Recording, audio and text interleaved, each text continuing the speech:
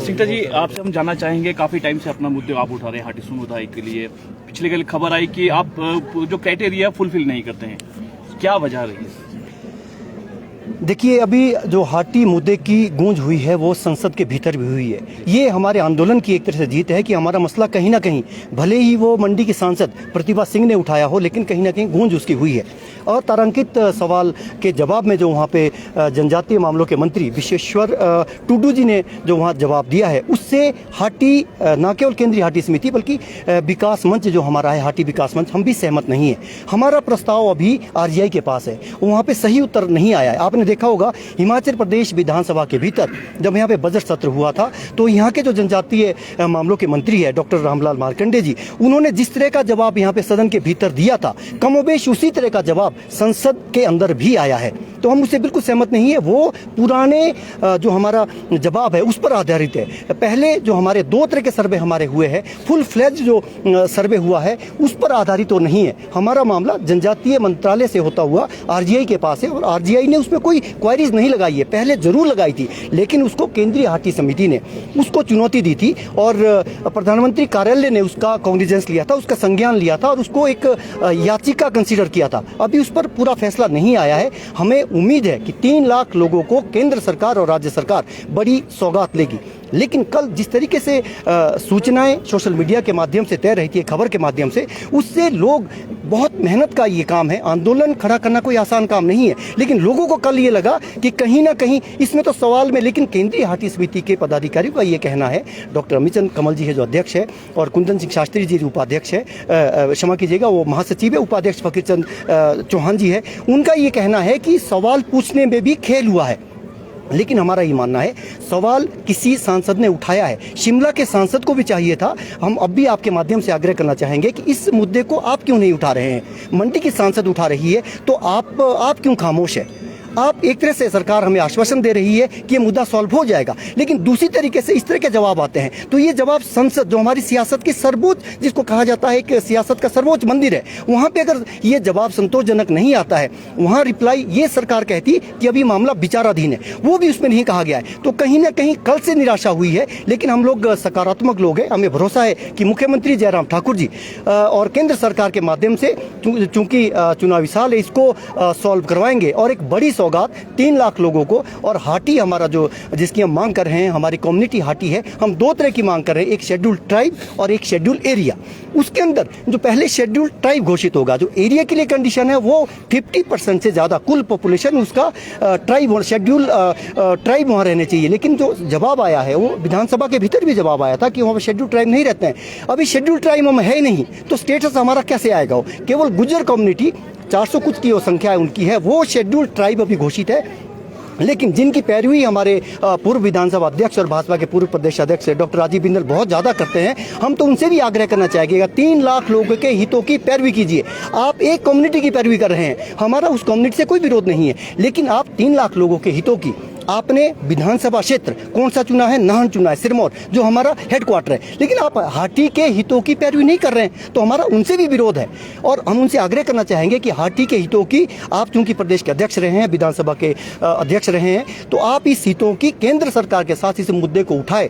और अगर ये नहीं होता है, हमारी 9 तारीख को हाटी विकास मंच की आपात बैठक है, हमारी जो महाकुंभली 1 मई को प्रस्तावित है, वो होगी, या उसे हम आंदोलन में, एक हमारा सोच इसमें यह भी आ रही है कि हम उसको एक आंदोलन में तब्दील करें। और दूसरा, उससे पहले 17 तारीख को संगड़ाह में 10,000 से ज़्यादा लोगों की महाकुंभली है, उसकी जो तैयारियां लोग कर रहे हैं, आप ये सोच सकते हैं कि जब निराशा फैलती है तो उसके क्या मैसेज गया होगा, कितने लोग उसमें तैयारी कर रहे हैं। केंद्रीय हाटी समिति की अगुवाई पर उनके जो भी आदेश होंगे, अगर वो ये आदेश देगी, हमारी सुप्रीम संस्था है कि आप आंदोलन पे आओ, तो हम लोग सारे जितने भी नौजवान लोग हैं और महिलाएं हैं, PRIs के मेंबर है, हमारे ढीमेदार है, नंबरदार है, जेलदार है, सब लोगों का बहुत सहयोग रहा है। पहली महाकुंभली जो आपको मालूम है रोनहाट के भीतर हुई थी, उसमें हमने ये फैसला लिया था, 30 जून तक अल्टीमेटम दिया था, अगर ये 30 जून तक नहीं होता है तो हम नेताओं का गिरिपार में घुसना बंद कर देंगे।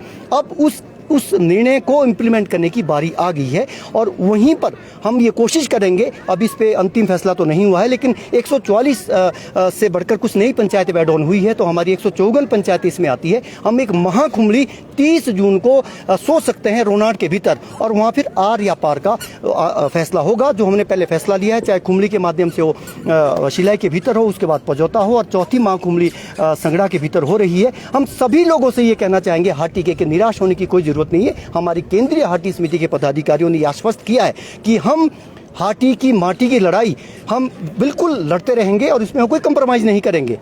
तो आप सरकार से आप आश्वासन यहाँ पे मिल रहा है, पर आपके क्षेत्र के जो वहाँ सांसद है वो आवाज नहीं उठा पा रहे हैं, क्या लगता है? क्योंकि एक तरफ से सरकार आपको आश्वासन दे रही है यहाँ पर कि आपका काम हो जाएगा, पर उनके जो सांसद है संसद में आपकी आवाज नहीं उठा पा रहे हैं, तो क्या लगता है दोहरी नीति लगती है कि आपको सिर्फ ठगा जा रहा है? देखिए, ये बहुत चिंताजनक बात है कि शिमला के सांसद जो हमारी पैरवी कर, जिनके ऊपर ये दायित्व था, जनप्रतिनिधि तो हमारे वो है, संसद के भीतर तो वो जा सकते हैं, हाटी तो वहाँ नहीं है। तो आपका ही दायित्व है, अभी भी आपका दायित्व है कि इस मुद्दे को आप उठाए। केंद्रीय लीडरशिप हो, प्रदेश अध्यक्ष भी है, वो केवल शिमला के सांसद नहीं है, विश्व की सबसे बड़ी पार्टी के वो प्रदेश अध्यक्ष है। उनसे हमारा फिर आग्रह है कि आप इस मुद्दे को केवल आश्वासन मत दो, क्योंकि फिर आश्वासन कहीं ना कहीं वो सरकार का ही अहित कर देंगे।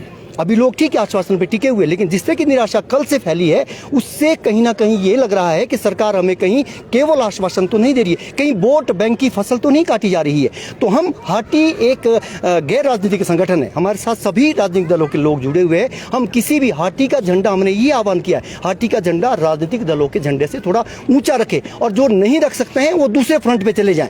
ये हमारा बिल्कुल सीधा संदेश है। और हम फिर आपके माध्यम से मुख्यमंत्री जी से ये कि वो स्थिति को स्पष्ट करें, सांसद अपनी स्थिति स्पष्ट करें कि संसद में अगर सही जवाब नहीं आया है तो क्यों नहीं आया है।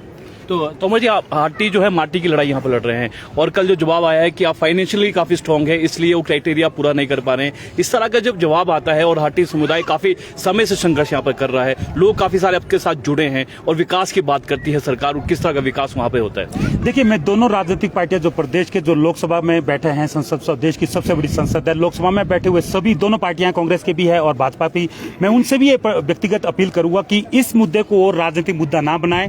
जिस तरह से 2017 में एक बार पहले भी ये मुद्दा उछला था, उस समय एक वोट बैंक की जो राजनीति शुरू हो गई थी, और उसके बाद ये 3-4 साल तक उस जोर से उठाया नहीं गया था। लेकिन जैसा भी मौका मिला, जैसे डॉक्टर साहब ने कहा कि संसद पर इस पर चर्चा हुई है, कहीं ना कहीं हमारी ये जीत है। अगर संसद के अंदर देश का सर्वोच्च जो सदन है उसके अंदर चर्चा होती है किसी मुद्दे को लेकर, तो कहीं ना कहीं उस सरकार के नजर में है, उसके बारे में विचार किया जा रहा है, वो चाहे कोई भी बात आई हो। जो न्यूज़पेपर में बात आई थी उसको लेकर मुझे कहीं ना कहीं ये सुनने को मिला है सोशल मीडिया के माध्यम से कि उस पर जो रिजेक्शन शब्द यूज हुआ है उस पर भी पुनर्विचार किया जा रहा है। ये कहा जा रहा है कि वो शब्द कहीं ना कहीं सही फिट नहीं हुआ, उसका स्पष्टीकरण किया जा रहा है। लेकिन मैं उसके बाद ये कहना चाहता हूं कि आखिरकार ये चुनाव के दौरान ही क्यों मुद्दे को उछाला जाता है। 2017 में पहले आपने उछाला, फिर अब 2022 का इलेक्शन आने वाला है। अगर आप इसको राजनीतिक मुद्दा समझ रहे हैं तो ये गलतफहमी में सभी दोनों पार्टियां। 4 विधानसभा क्षेत्र पड़ते हैं सिरमौर के, इसके अंदर जो ये लोग अभी वोट करेंगे, इसका इनको राजनीतिक खामियाजा भुगतना पड़ेगा अगर इन्होंने इस चीज को हल्के में लिया। मैंने पहले भी कहा था कि इस मुद्दे को 3 लाख लोगों के भविष्य को के साथ जोड़कर देखें, उनके अधिकारों की लड़ाई को देखें। जैसे आपने कहा कि आर्थिकी वहां पर मजबूत हो चुकी है, देखिए जो आर्थिकी मजबूत हुई है वो उनके अपने व्यक्तिगत प्रयास है, उनके बच्चों ने, माँ बाप ने जो स्ट्रगल किया अभी पिछले 67 सालों से, जैसे डॉक्टर साहब ने कहा, जो पड़ोसी राज्य के लोगों को मिला है, वो उनका व्यक्तिगत मेहनत हो सकती है। लेकिन जो सरकार के संवैधानिक अधिकार जो एक आम आदमी को मिलना चाहिए, आरक्षण के अंदर भी सब लोग मजबूत हो चुके हैं। जिनको आरक्षण मिलता है, SC का, ST का, उनको सब लोग मजबूत है, तो क्या उनका आप आरक्षण हटा देंगे? ऐसा नहीं हो सकता। जो संवैधानिक आपको अधिकार है वो अधिकार आपको देना पड़ेगा। अगर वो उस अधिकार के बाद वो संपन्न होते हैं, समृद्ध होते हैं, उसके बाद आप पुनर्विचार कर सकते हैं कि ये एरिया पूरी तरह से डेवलप हो चुका है, इसको थोड़ा सा हटा देना चाहिए और ये दूसरी जो कम्युनिटी है उनको देना चाहिए। आप पहले ही ये बोल दे बाहर से बैठ के, दिल्ली में बैठ के या शिमला में बैठ के, कि ये लोग तो प्रॉस्पर हो चुके हैं, इनका आर्थिकी मजबूत हो चुकी है, अब इनको नहीं मिलना चाहिए, तो ये पूरी तरह से अन्याय होगा और हम इसका विरोध भी करेंगे। और साथ ही साथ जो भी विधानसभा के जो चुनाव आने जा रहे हैं उसमें आपको इसकी नाराजगी देखने को जरूर मिलेगी। लोग चुप नहीं बैठेंगे, लोग देख रहे हैं कौन सा राजनेता इस मुद्दे को गंभीरता से उठा रहा है, कांग्रेस पार्टी का, बीजेपी का, दोनों पार्टियां। लोग देखेंगे इस चीज को, क्योंकि उन्होंने ये सोच लिया है कि ये सिर्फ एक राजनीतिक मुद्दा नहीं है, वोट बैंक की राजनीति इस पर नहीं चलेगी। हाटी मुद्दे पर इस पे आपको उनके अधिकार देने होंगे। जो असेंबली का जो इलेक्शन होगा उसके जो अलग अलग अपने नीतियां होती है पार्टी की, भाजपा की जो नीति है, कांग्रेस की नीति है, जो वहां के एमएलओ ने जो काम किया होगा उसको देखा जाएगा। लेकिन इस मुद्दे को लेकर वहां के लोग आपको कभी क्षमा नहीं करेंगे, वहां के लोग आपसे जवाब मांगेंगे और आपके खिलाफ जाकर वो वोट करेंगे और इसका आपको खामियाजा भुगतना पड़ेगा, चाहे वो कांग्रेस पार्टी हो चाहे भाजपा हो। तो किसके खिलाफ करेंगे? क्या आपके आजाद उम्मीदवार भी उठाने की अगर बात कर सकते हैं कि हाटी समुदाय का कोई जो है प्रतिनिधि यहाँ पर उसका आगे बढ़े? देखिए राजीव, फिलहाल इस पे हम नहीं जाएंगे। हम चाहेंगे कि कांग्रेस पार्टी और जो भाजपा केंद्र में बैठी है, प्रदेश में बैठी है, जैसा मुख्यमंत्री जयराम ठाकुर ने आश्वासन दिया था, हालांकि वो थोड़ा सा अपने शब्दों से पीछे हट रहे हैं। उन्होंने अभी तक स्पष्टीकरण नहीं दिया है। उनको बोलना चाहिए था केंद्र से ये मुद्दा उठा के कि आपने किस तरह का ये बात चर्चा की है और संसद में क्या बात हुई है और हमारे लोग इसके बारे में अब क्या प्रतिक्रिया लेंगे। उनको इस पर चर्चा करनी चाहिए थी, लेकिन उन्होंने अभी चुप्पी साधी हुई। ये चुप्पी भी भाजपा के लिए नुकसानदायक होगी। वहां के जो एमएलएज है उनको इस चीज का नुकसान भुगतना पड़ेगा। वो लोग कहीं ना कहीं बिना बोले, पार्टी में आने की जरूरत नहीं उनको, ना वो इसी किसी तरह का जो है राजनीतिक विरोध करेंगे। वो सिर्फ विरोध कहां करेंगे? जब वो वोट डालेंगे। उनको लगेगा कि ये लोग हमारे हितों के लिए नहीं लड़ रहे हैं, ये सिर्फ अपनी राजनीति रोटियां सेक रहे हैं, जिसका इनको खामियाजा आज भी भुगतना पड़ेगा और भविष्य में भुगतना पड़ेगा। मैं चाहता हूं कि ऐसी गलती कोई भी राजनेता ना करे और लोगों के भविष्य के साथ कतई भी खिलवाड़ ना करे और उनके अधिकारों को देने की पूरी कोशिश करें। माना यह जाए कि अगर आने वाले समय तक आपकी मांगें पूरी नहीं होती हैं तो आने वाले नगर निगम चुनाव भी हैं और विधानसभा चुनाव भी है। नगर निगम चुनावों की बात की जाए तो काफ़ी जो आपका एक हिस्सा है यहाँ पर वास करता है शिमला में, और प्रदेश विश्वविद्यालय में भी काफ़ी छात्र पढ़ते हैं। तो क्या आप सरकार के विपरीत जाएंगे? देखिए, फिलहाल इस मुद्दे को हम नगर निगम के चुनाव में नहीं लाएंगे, जितना मेरा मानना, अगर ये लोग सब सहमत होंगे मेरे साथ। हमारा मुद्दा सिर्फ विधानसभा की जो वहां की जो नाराजगी है वो चुनाव में जरूर दिखाने की कोशिश हम करेंगे और हम लोगों से अपील करेंगे, कोई दबाव नहीं डालेंगे, उनसे अपील करेंगे कि आप अपने आत्मा को पूछ के ये जवाब दीजिए कि क्या ये जो राजनेता यहाँ भेजे, आपने एमएलए भेजे हैं, जैसे एमपी हमारे हैं, भाजपा के प्रदेश अध्यक्ष सुरेश कश्यप जी है, बहुत से बड़े बड़े नेता वहां से अभी सिरमौर से हैं, उनसे भी हम ये जानना चाहेंगे कि क्या उनको लग रहा है कि वो लोगों के हक हकूकों को दे रहे हैं, उनको सुरक्षित रख रहे हैं, उनकी लड़ाई लड़ रहे हैं। अगर वो नहीं लड़ेंगे तो उनको अभी चुनाव, जो विधानसभा का जो चुनाव होना, उसमें उनको खामियाजा भुगतना पड़ेगा। तो उनको खुद ये लग जाएगा कि हमने लोगों के मुद्दों को अनदेखा किया और लोगों ने ये नाराजगी अपनी दिखा दी है। इसमें एक नारा इसमें मैं ये कहना चाहूँगा, हमने जो पहली महाकुंभरी हुई थी उसमें एक नारा हमने बुलंद किया था, वो हाटियों ने बुलंद किया था, हक नहीं तो वोट नहीं। इस लाइन पे अगर हम इनका पहले इनको देख रहे हैं कि ऑब्जर्व हम कर रहे हैं सभी राजनीतिक दलों को, किसका क्या रुख रहता है। अगर ये इन्होंने हमारे अधिकार नहीं दिए तो हक नहीं वोट नहीं। ये आजमोज की महिलाओं ने नारा बुलंद किया था सड़कों पे, जिस दिन एक दिन का हमारा धरना प्रदर्शन हुआ था, तो हम हक नहीं वोट नहीं, उसको भी हम आगे बढ़ाएंगे। सर, कितना मनोबल टूटता है, क्योंकि इतने सारे जनता के जो प्रतिनिधि आपके बीच से यहाँ हिमाचल में भी और केंद्र में भी यहाँ पर, फिर भी वो आपकी जो बात नहीं रख पा रहा और बार बार इस तरह की जो चीजें हैं जो हाटी समुदाय को वहाँ पर जनजातीय क्षेत्र का अभी तक इसको जो है पूरा नहीं कर पा रहे। देखो, दोनों जगह भाजपा की सरकार है, केंद्र में भी है और राज्य में भी है। मनोबल तो टूटता ही है, लेकिन हाटी हार मानने वाले नहीं है। मैंने शुरू में ही कहा कि हम लोग किसी भी सूरत में, अगर सरकार का रुख सकारात्मक रहता है तो हम सरकार के साथ खड़े हैं, अगर नहीं रहता है तो हम विरोध में जाने को हमें कोई परेशानी नहीं है। हम हाटियों के साथ हैं, हाटियों के हितों के साथ खिलवाड़ किसी भी सूरत में नहीं होने देंगे, चाहे हम इसमें सड़क पे उतरना पड़ेगा या और आंदोलन को उग्र भी करेंगे, पर वो वक्त आने पर करेंगे।